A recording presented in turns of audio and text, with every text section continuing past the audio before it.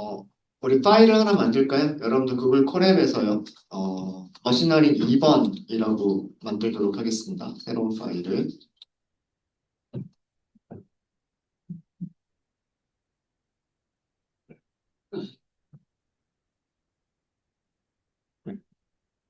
파일 이름은 ml 2번이라고 하고요. 밑줄 KNN이라고 하도록 하겠습니다. KNN. KNN이 뭔지는 조금 이따가 저희가 설명을 드리도록 할게요. 자, 우선 필요한 모듈들을 임포트를 먼저 좀 하도록 하겠습니다. 연결부터 할까요? 연결.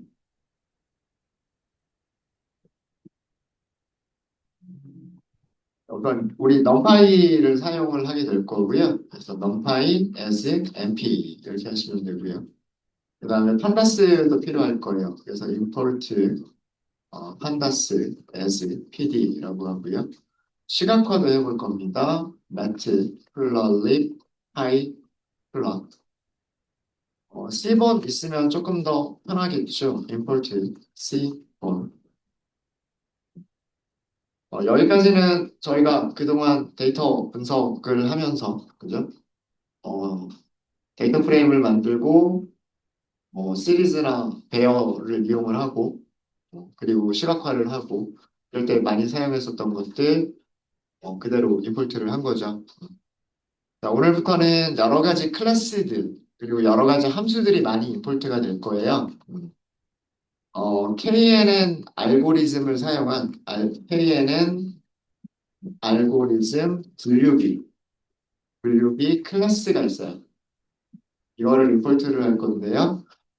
from import 구문으로 하도록 하겠습니다. from scikit-learn이라고 하는 모듈이 있고요. 이거 라이브러리 이름이에요. 그리고 여기에 neighbors라고 하는 모듈이 있습니다. neighbors 이렇게 그 모듈 이름 추천해 주죠. neighbors. 여기서 우리가 임포트를 할 건데 클래스 이름 하나만 임포트를 할 거예요. K 네이버 리그레서와 클래시파이어와 트랜스포머가 있는데 우리가 사용할 거는 클래시파이어입니다. 클래시파이어. 이 KNN은 뭐의 약자냐면 K계의 가장 가까운 nearest neighbor 이웃. 그러니까 KNN은 K nearest neighbor의 약자고요. K계의 가장 가까운 이웃이라고 하는 그런 알고리즘이에요. 우리말로는 최근적 이웃이라고 이렇게 얘기합니다. 네, 가장 가까운 최근적 이웃 알고리즘이라고 얘기를 하고요. 어, 분류기는 영어로 classifier요. 분류를 하는 도구란 뜻이죠. classify라고 하는 동사가 분류하다. 아까 말씀드렸던 것처럼 뭐 삼각형과 사각형을 분류하다. 인물 사진인지 풍경 사진인지 분류하다. 이렇게 분류를 해주는 것을 classifier라고 얘기를 합니다. 그래서 이 scikit-learn은요.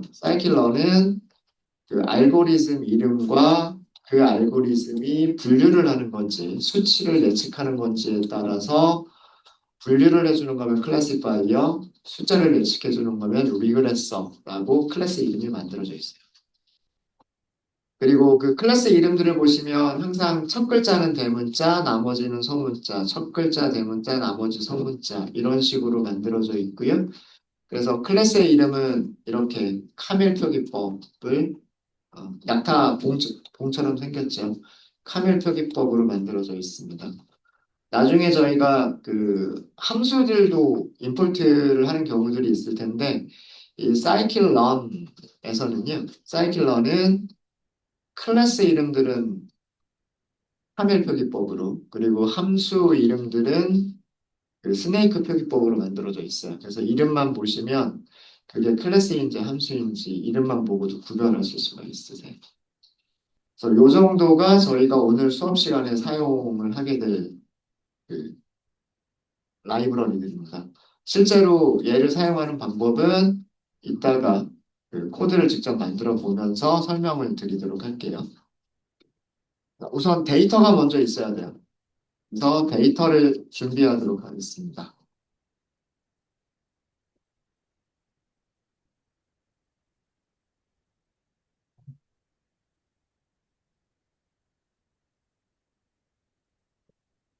파일은요, GitHub에 있어요. 파일 패스라고 하도록 하겠습니다. 여러분들 받으신 교재 있죠? 그 교재에 저자의 GitHub가 있고요. 그 GitHub에서 제공되어지는 파일을 그대로 저희는 사용을 할 거예요. 그리고 교재 내용을 거의 비슷하게 따라가긴 할 겁니다. 저희가 수업 시간에. 주소가 이렇게 되어 있어요. HTTPS, 그 다음에 bit.ly, fish, CSV, 데이터 이렇게 되어져 있어요. 일반적인 그 주소하고는 조금 다르죠. 보통은 뭐 https 뭐 따따따 뭐 뭐뭐뭐.com 뭐 github.com 이런 식으로 뭐뭐뭐뭐.com 이렇게 나오고 주소가 뒤쪽에 주소가 되게 긴 경우가 많잖아요. 그죠? 이 bit.ly라고 하는 사이트는요, 그 긴 URL 주소를 짧게 줄여가지고요, 해당 URL 주소로 매핑 시켜주는 그 서비스를 제공하는 그런 회사예요. 그래서 우리가 어떤 사이트를 찾아가기 쉽게, 짧은 주소만 입력하면, 그 사이트에 쉽게 찾아갈 수 있도록 그 진짜 주소와 짧은 주소를 매칭시켜가지고 연결시켜주는 서비스를 하는 게 비트.ly라고 하는 서비스가 있습니다. 물론 유료 서비스고요.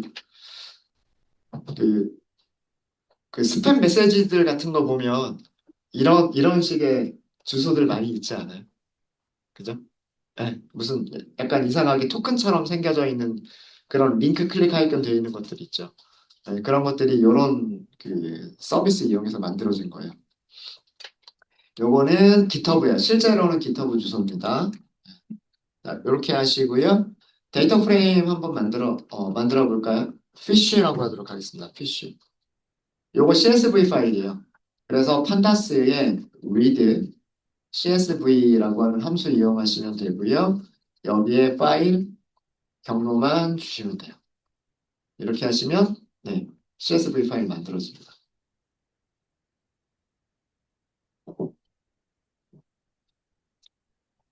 요거는 실제로 그 여러분들 저자의 GitHub, GitHub의 그 CSV 파일 주소예요. 주소. 자, 제대로 만들어졌는지 한번 볼까요? 뭐 컬럼 이름은 있는 건지, 그 다음에 어떤 값들이 있는 건지, 뭐 이런 것도 한번 볼게요. PC 헤드로 출력해 보시면 되겠죠. 잘 만들어졌네요. 그죠? CSV 파일의 첫 번째 줄이 그 컬럼 이름들을 가지고 있었나 봐요. 그리고 두 번째 줄부터 그 어떤 데이터들을 가지고 있었나 봅니다. 뭐 다섯 개밖에는 출력을 안 해봤지만 다 비슷하게 생겼겠죠. 첫 번째 컬럼은 문자열이 들어가 있는 것으로 보이고요. 두 번째, 세 번째 컬럼은 나머지 두 번째부터 나머지 다섯 개의 컬럼들은 전부 다 뭐, 소수점이 있으니까 실수 타입으로 값들이 만들어져 있는 것 같아 보여요. 그죠? 그러니까 문자열 타입 하나, 실수 타입 다섯 개를 가지고 있는 것 같습니다. 잘 만들어져 있는 것처럼 보이고요. 인포 한번 볼까요? 데이터 프레임의 인포를 보도록 하겠습니다. 네, 데이터 프레임 잘 만들어져 있고요. 그죠? 행은 몇 개가 있다고 되어 있어요? 159개가 있습니다. 그래서 인덱스는 range 인덱스로 0에서부터 158번, 0에서부터 158번까지 range 인덱스가 있고요. 그 다음에 컬럼은 6개의 컬럼을 가지고 있는데 첫 번째 컬럼만 문자열, 그 다음에 나머지 5개는 실수 타입이라고 되어져 있습니다. 그리고 데이터는 그렇게 크지 않아요. 되게 작은 데이터 셋입니다. 작은 데이터 셋이고요. 여기까지 잘 되셨죠? 음. 요 데이터셋에 대해서 잠깐 설명을 드리면은요, species라고 하는 컬럼이 있죠. species, 종류라는 뜻이잖아요. 종류. 음. 여기는 그 물고기의 종류들을 나타내요. 그러니까 뭐, 이거 물고기 이름입니다. 물고기 이름이고요. 저도 물고기 이름들을 사실 우리나라 말로도 뭐, 뭐, 방어니, 뭐, 뭐니, 뭐, 이렇게 얘기를 해도 솔직히 저는 생선 보고 그 생선의 이름, 종류 알아맞히지 못하는데, 네. 생선 이름을 잘 알지도 못하고요. 영어로 돼 있으니까 더 모르겠죠. 더 모르겠고. 근데 영어 사전 찾아보세요. 영어 사전 찾아보면 그림이 어떤 물고기다. 우리말로 번역되어 있는 물고기 이름이 있을 거고요. 뭐 아니면 영어 사전 아니고 그냥 구글 같은 데서 이미지로 검색해 보면 예, 브림이라고 하는 물고기가 어떻게 생긴 건지 예, 뭐 이미지도 보여줄 거예요. 돔이었나? 뭐 그랬던 것 같아요. 예, 그랬던 것 같고요. 그래서 첫 번째 컬럼은 물고기의 종류들이 문자열로 정리가 되어져 있습니다. 어, 몇 가지의 물고기들이 있는지는 우리가 데이터 프레임을 탐색을 해봐야 돼요. 이 159개의 행을 가지고 있는데, 그러니까 159개의 물고기들이 있는데, 어떤 물고기 종류들이 이 파일에 정리가 되어져 있는지는 이따가 탐색을 해보면서 저희가 찾아보도록 하겠습니다. 그 다음에 웨이트. 웨이트는 무게란 뜻이잖아요. 무게. 그래서 여기는 그 물고기의 무게가 정리가 되어져 있는 컬럼이에요. 그리고 랭스는 길이란 뜻이고요. 다이어고널은 대각선, 하이트는 키, 위드스는 두께라는 뜻이죠. 그러니까 물고기가 뭐 이렇게 물고기가 있으면은요. 네. 이렇게 물고기가 있으면 이 물고기를 저울에다가 달아가지고 무게를 측정을 한 거고요. 단위는 그램이라고 되어져 있어요. 단위는 그램이고요. 그 다음에 물고기의 랭스라고 하는 거는 여기 앞에 끝에서부터 여기까지 이렇게 길이를 잴 수가 있겠죠. 이게 랭스. 이게 랭스. 다이어고널은 대각선이란 뜻이니까 이렇게 물고기 요렇게 볼 수가 있잖아요. 그러면 요렇게 길이를 잴 수가 있겠죠. 이게 대각선. 다이어고널. 다이어고널이고요. 하이트는 요렇게 잰 게 하이트. 물고기의 키. 그 다음에 두께는 물고기를 앞쪽에서 보면 이렇게 생겼겠죠. 그죠? 이렇게 해서 요 두께가 여기는 위드스 이렇게 생각하시면 됩니다. 어떤 내용인지 아시겠죠? 데이터 프레임 어떻게 생긴 건지 아시겠죠? 그러니까 행 하나가 물고기 한 마리인 거예요. 물고기 한 마리고 그 물고기들의 여러 가지 특성들을 정리를 한 거죠. 그런 물고기가 총 159마리가 있는 거고요. 159마리가 있는 거고, 무게는 몇 g인지, 길이는 아마 단위는, 나머지는 다 센티미터일 거예요. 랭스, 다이오고널, 웨이트, 위드스는 전부 다 센티미터 단위일 거고요. 그래서 이렇게 물고기들을 측정을 해서, 어떤 종류의 물고기는 어떤 크기를 가지고 있는지, 그 다음에 다른 종류의 물고기는 어떤 크기를 가지고 있는지들을 정리한 데이터 프레임입니다. 이렇게 해서 정리가 되어져 있는 데이터 프레임이고요. 저희가 오늘 할 거는 여기서의 우리의 목적은 뭐냐면, 목적은 물고기의 종류를 분류를 하는 거예요. 무엇을 가지고서 무게와 길이와 이런 숫자들만 알고 있으면, 이런 숫자들을 알고 있을 때 얘가 어떤 종류의 물고기인지를 분류를 해내는 게 저희의 오늘 목적이에요. 그러니까 그 뭐 수산물 시장에서 일하시는 분들은 딱 물고기 모양만 보고 이게 뭐 돔이다, 광어다, 뭐 방어다, 뭐 이렇게 다 알겠죠. 우럭이다, 뭐 이런 거 다 알겠죠. 근데 저는 가서 봐도 모른단 말이에요. 그래서 컴퓨터도 모르겠죠. 그러니까 컴퓨터한테 이런 숫자만 주는 거예요. 자, 요런 물고기가 있어. 그게 종류가 뭔지 알아맞혀봐. 이게 우리가 오늘 하게 될 머신러닝이다라고 하는 겁니다. 그래서 그 이런 데이터를 학습을 시킬 거예요. 자, 이런 크기를 가지고 있는 거는 브림이라고 하는 물고기야라고 알려줄 거고요. 그 다음에 어떤 다른 값들을 가지고 있는 거는 뭐 다른 종류다 뭐 이렇게 알려줄 거예요. 그래서 컴퓨터한테 그런 것들을 알려준 다음에 이제 여기 종류를 모르는 거를 물고기 측정을 하면 되잖아요. 저울에다가 무게 재고 자를 가지고서 길이들 재가지고 그 숫자들을 컴퓨터한테 줘가지고 자 이렇게 생긴 거는 그러면은 어떤 물고기일까 알아맞혀봐 라고 하려고 하는 게 저희가 오늘 하려고 하는 겁니다. 그러니까 지도학습을 하게 될 거고요. 그 다음에 기존에 있는 예제들이 있는 거죠. 레이블링이 달려있는 데이터들이기 때문에 지도학습을 하는 거고요. 어떤 기존의 예제들과 비교를 하게 될 거예요. 그래서 사례 기반 모델을 저희가 사용을 하게 될 겁니다. 네. 자, 이렇게 해서 데이터셋 준비가 됐고, 데이터셋이 어떤 내용들을 가지고 있다까지를 설명을 드렸습니다. 그리고 사실 이 데이터셋은요, 여러분들 저자의 GitHub에도 있는 거긴 하지만, 캐글이라고 들어보셨나요? 한번 여러분들 캐글 사이트 어, 회원가입하시고요. 네, 무료 회원가입하시고 여기서 여러 가지 그 데이터 분석이나 머신러닝 같은 것들을 연습해 보시는 거 되게 좋은 연습이 되실 거예요. 음. 중간 프로젝트 같은 경우에 캐글에 있는 프로젝트 하나를 여러분들이 연습해 보시는 것도 나쁘지는 않아요. 만약에 주제를 찾기가 좀 힘들다라고 하시면 뭐 캐글에 있는 거를 하나를 선택을 해서 그런 머신러닝을 쭉 한번 해보는 것도 나쁘진 않아요. 이 피쉬라고 하는 데이터셋이 원래 캐글에 있는 데이터셋이에요. 그래서 그 머신러닝 경진대회 한번 했었던 거예요. 여기 그 물고기 종류 알아맞추기, 물고기 종류 알아맞추기라고 하는 그런 거를 캐글에서 했었던 그런 데이터셋이고요.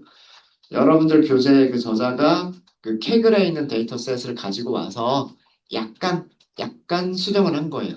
뭐 조금 데이터를 조금 줄여가지고 학습 그냥 기본적인 내용을 학습할 수 있게끔 데이터 수를 조금 줄여가지고 만든 그런 데이터 파일입니다. 네, 자 이렇게 데이터셋에 대한 얘기들을 했고요. 데이터를 조금 탐색을 좀 해보도록 할게요. 데이터 탐색을 해보도록 하겠습니다.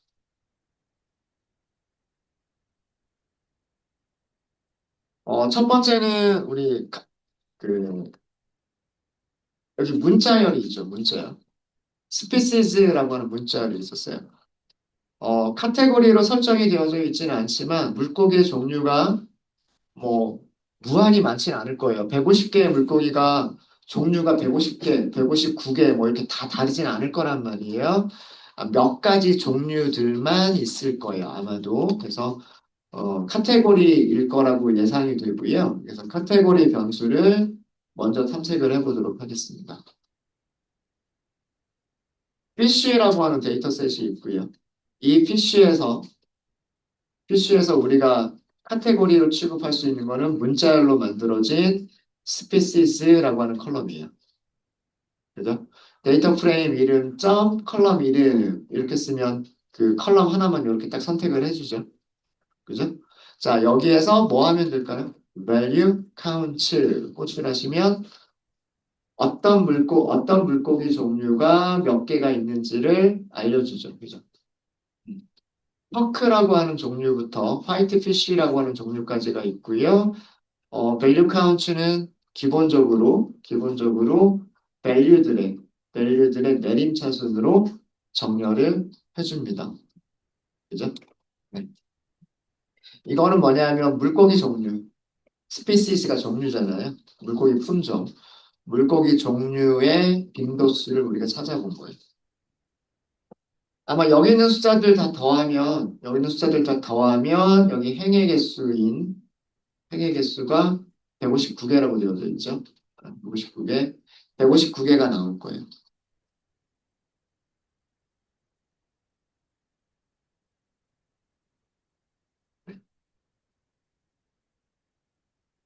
자, 요거 그래프로 그려볼까요? 요거 그래프로 그려보면, 카운트 플롯이 제일 간단하겠죠. 카운트 플롯. SNS, 카운트 플롯. 이렇게 그리시고요. 데이터 프레임은 그냥 푸시 그대로 사용하시면 돼요. X축에다가 종류를 넣으면 세로막대 그래프가 그려질 거고요. 스피시즈. PLT.show 해볼까요? 어? 이거 문자열로 줘야 돼. 컬럼 이름은 문자열로 줘야죠. 죄송합니다. X축을 물고기 스피시즈, 물고기 종류다라고 하게 되면 세로막대를 그려주게 될 거고요. 여기 Y를 똑같이 species라고 하게 되면 Y축에 물고기 종류들을 적어줄 거고요. 그 다음에 X축에 카운트를 적어줄 겁니다. 카운트 플러스는 그 이 크기 순으로 정렬을 해주지는 않아요. 밸류 카운트는 이렇게 정렬이 되어져 있는데 얘는 정렬을 해주고 있지는 않죠. 정렬하는 방법이 없는 건 아니에요. 정렬하는 방법도 있어요. 여기에 보시면 오더라고 하는 컬럼이 있어요. 오더라고 하는 파라미터가 있습니다. 오더 파라미터를요, 이 어떤 순서로 할 거다라고 알려주면 돼요. 이게 순서죠. 퍼크를 제일 먼저, 그 다음에 화이트 피쉬를 제일 마지막에, 요런 순서로 그려주면 되는 거잖아요. 맞아요? 그쵸? 이런 순서로 그려주면 되는 거니까, 여기 이렇게 해주시면 돼요. 피쉬, 스피시스, 밸류 카운트, 찾아서 인덱스. 밸류 카운트의 인덱스 순서로라고 해주시면 됩니다. 그러면 이렇게 그려줘요.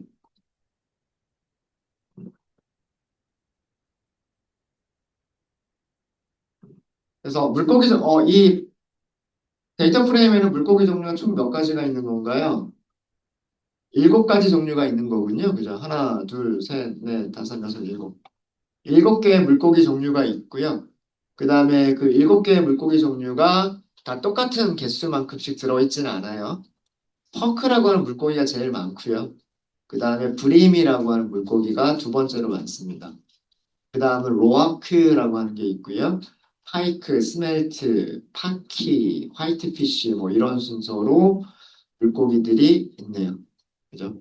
그러니까 균일하지 않은 그런 데이터 프레임이에요. 균일하지 않은. 그래서 물고기의 종류, 스피시즈는 카테고리 변수로 사용할 수 있겠다. 그리고 몇 개씩 있다라고 하는 거를 확인을 했습니다. 되셨죠? 음. 자, 그 다음에 문자열 변수에 대해서는 알아봤으니까 우리 그럼 이번에는 연속형 변수, 즉 숫자 타입, 연속형 변수들을 탐색해 보도록 할까요? 연속형 변수들을 본다는 거는 뭐 보면 돼요? 평균, 표준 편차, 뭐 중앙값 이런 거 보면 되는 거잖아요. 한꺼번에 할 수 있는 게 뭐예요? 디스크라이브 하나면 되잖아요. 그죠? 네. 그래서 피쉬 데이터 프레임에서 describe라고 하는 메서드 하나만 호출해 주시면 그 모든 내용들을 다 보실 수가 있으세요. 어, 물고기 무게부터 물고기의 두께까지 5개의 연속형 변수들이 있고요. 연속형 변수들이 있고 전부 다 널은 하나도 없어요. 보면 카운트 널이 아닌 데이터 개수 전부 다 159개입니다. 159개고요. 무게는 평균이 398이에요. 단위는 그램. 길이는 평균이 28cm입니다. 여기는 단위가 전부 센티미터. 무게만 단위가 그램. 이렇게 생각하시면 돼요. 뭐 이런 값들을 알 수가 있죠. 당연히 그 길이보다 대각선이 조금 더 길 거고요. 하이트는 길이보다 짧을 거고요. 두께는 뭐 길이랑 비슷할 수도 있고 키보다 두께는 뭐 얇을 수도 있고 어, 적을 수도 있고요. 뭐 비슷할 수도 있고 뭐 그렇겠죠. 네. 근데 키만큼 두께가 두꺼운 물고기는 없을 거예요. 네. 그래서 아마도 위드스가 제일 작은 단위, 위드스가 가장 작은 단위일 거고 그 다음에 하이트, 그 다음에 렌스, 다이어고널이 가장 큰 범위를 가지고 있을 겁니다. 근데 최소값 보면은요, 어, 물고기 길이가 8cm밖에 안 되는 것도 있어요. 그런가 하면 63cm 정도가 되는 물고기도 있어요. 굉장히 크죠. 60cm면 한 요 정도 되잖아요. 그죠? 네. 그런 물고기도 있는 거고요. 무게도 보시면은요, 0g. 그러니까 저울에 달았는데 이렇게 움직이지도 않는 거죠. 그렇게 가벼운 물고기도 있는 거고요. 1650g, 그러니까 1.6kg짜리 물고기도 있는 거예요. 물고기가 크기가 천차만별이라고 하는 거를 알 수가 있습니다. 그죠? 음. 뭐 다른 것들도 네, 그렇습니다. 자, 그러면 여러분들께 시간을 조금 드리도록 할게요. 무엇을 해보시냐면 연속형 변수 5개 있죠. 연속형 변수들의 히스토그램과 히스토그램과 그리고 박스 플롯을 시각화해 보세요. 어떻게 그렸으면 좋겠냐면요. 어, 이렇게 크게 만들어 가지고 여기에 서브 플롯을 엑시스들을 5개를 이렇게 만들어 놓고 이 5개 안에다가 웨이트의 히스토그램, 랭스의 히스토그램, 다이어고널의 히스토그램을 이렇게 그렸으면 좋겠어요. 그리고 박스 플롯도 비슷하게 5개의 서브 플롯들을 만들어 놓고요. 각각 안쪽에다가 어, 이렇게 5개를 만들어 놓고 그 안쪽에다가 박스 플롯들을 이렇게 그려서 보여줬으면 좋겠어요. 근데 하나를 그릴 수 있으면 다른 5개는 다 똑같잖아요. 하는 방법이. 반복문을 써보시는 것도 연습해 보시면 좋을 것 같습니다.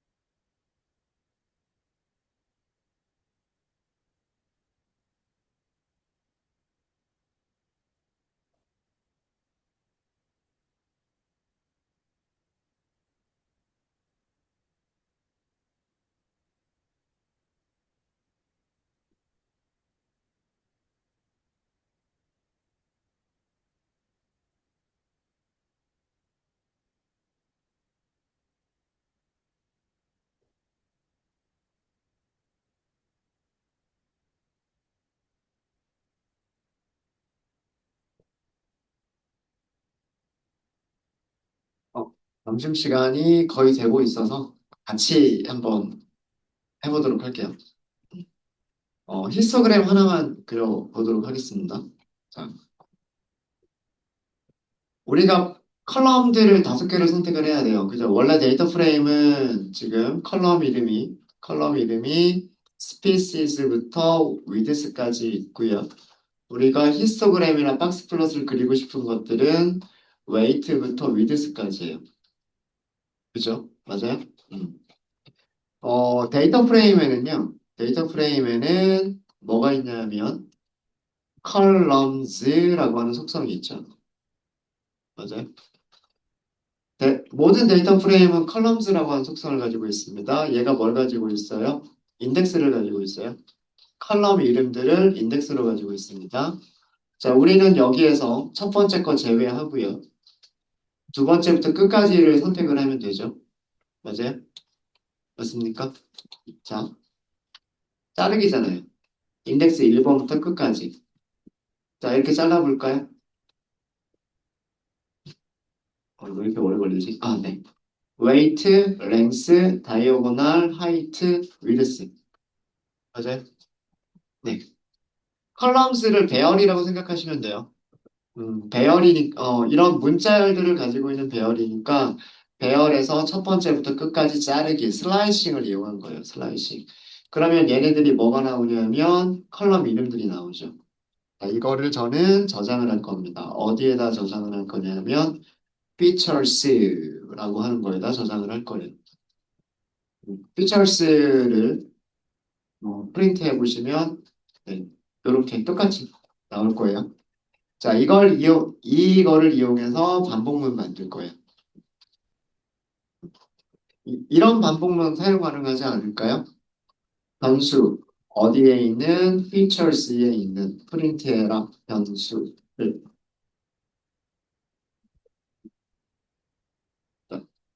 피처스가 피처스가 5개의 문자를 가지고 있는 배열이니까 그 배열에서 하나씩 원소들을 꺼내면서 반복을 하면 변수 이름들을 이렇게 하나씩 하나씩 출력할 수가 있죠.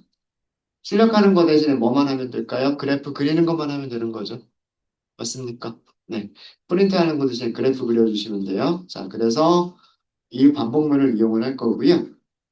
어, 히스토그램 5개를 그려야 됩니다. 히스토그램 5개를 그리기 위해서 피겨 객체와 엑시스들을 만들도록 하겠습니다. plt.subplot 행은 한 개만 사용할 거고요. 그러니까 기본값 그대로 사용하시면 되고 컬럼은 5개를 만들 거예요. 그러니까 옆으로 길어지겠죠. 옆으로 길어질 거기 때문에 피그 사이즈를 가로 길이를 조금 늘려주는 게 좋을 것 같아요. 가로 길이를 20, 세로 길이를 4로 하도록 하겠습니다. 자, 그 다음에 우리는 프린트하는 것 대신에 C본 라이브러리에 있는 함수를 이용해서 히스토그램, 즉 히스트 플롯을 그리시면 되는데요. 데이터 프레임은 피쉬고요. X축에 컬럼 이름 써주시면 되죠. 컬럼 이름 누가 가지고 있어요? 컬럼 이름은 바라고 하는 변수가 가지고 있죠. 그리고 이거를 어디에 엑시스 몇 번째에라고 하는 인덱스가 있어야 되죠. 맞습니까?